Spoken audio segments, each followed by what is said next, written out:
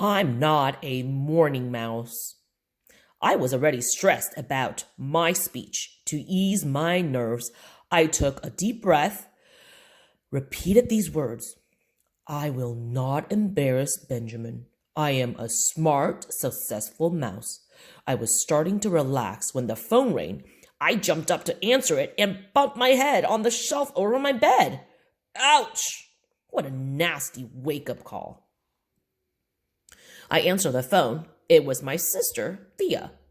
Geronimo, you're still in bed, aren't you? She said. Hurry up. Don't you remember what day it is? Please try not to look like a fool in front of everybody. Benjamin looks up to you. I'm awake, almost, I muttered. And of course, I remember what day it is. Don't worry, I have no intention of looking like a fool. But I usually end up looking like one anyway. I hung up the phone and sighed. Now I was nervous all over again. I repeated my mousetra aloud. I will not embarrass Benjamin. I am a smart, successful mouse. When I finally found a oomph to get up, it was 6:50. I had to move like a mouse in a rat race. That's when my cell phone rang. It was Grandfather William. Geronimo, are you ready? He asked. You're not going to be late, are you? Of all days, not today. And I beg you, please don't make a fool of yourself. Benjamin really looks up to you. And above all, remember, the family's good name is at stake here, as well as that of the Rodents Gazette. My whiskers got all in a knot, just listening to him. Of course, Grandfather, I answered. I know Benjamin looks up to me. I tried to cut him off, but he went on and on for a full 10 minutes.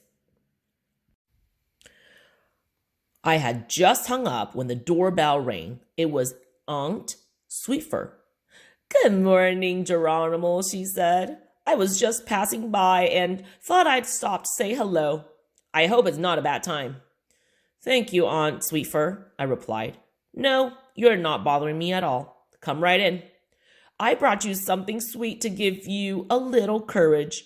I know how hard it is for you to talk in front of a crowd, but please try to do your very best. Benjamin looks up to you. It's always a pleasure talking to you, Aunt Sweetfur, and your sweets are such a treat, I told her. She stopped in for 10 minutes, which was enough time to leave me cheesecake cookies, a warm smile, and a couple of tips. I was looking forward to savoring a rich and creamy cookie when I got a text message. It was from Petunia Pretty Paws. Hi, G. Break a leg today. Benjamin looks up to you. See you soon. Wow, Petunia was so sweet to text me, and she had written, see you soon.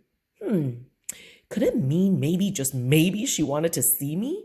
With my head swirling in the clouds, I began daydreaming about her. I started to text Petunia back, but my paws were all clammy. Just thinking about her made my fingers feel like jelly. When I looked down to see what I had typed, it was all a jumble. Dix I hop toes you song zoo. I had wanted to write, thanks, I hope to see you soon too. But I was so jittery, my fingers kept slipping on the keys. I went to erase the message, but I accidentally punched the send button. What bad luck. Why me? When the doorbell rang again, this time it was Trapp. He whipped into the house like a Tasmanian devil. Jerry, quite contrary, why aren't you ready? Trapp asked. You know, whenever you have to hurry, you get all frazzled, and then you end up having a bad day. If you would leave me alone so I could get ready, I wouldn't have to rush, I said. Are you nervous? He asked. No, I'm not nervous. See, you are nervous. It is a bad case of jitters, I tell you. I said no, I'm not nervous. Are you sure? Trapp prodded. Because when you get nervous, you always make a fool of yourself. I'm not nervous, but if you don't let me get ready, I'm going to. Calm down, Trapp said. I told you you're nervous. Just try to relax. or we're all going to end up looking silly. Enough! I get it, I screeched. When I finally got rid of Trapp, it was 7:50. Now I really was late. Benjamin said he'd wait for me at his school bus stop at 8. Yikes! I wasn't ready and I had run out of time. I quickly washed my face, dressed, and ran outside without eating my breakfast. It was definitely turning out to be a bad day.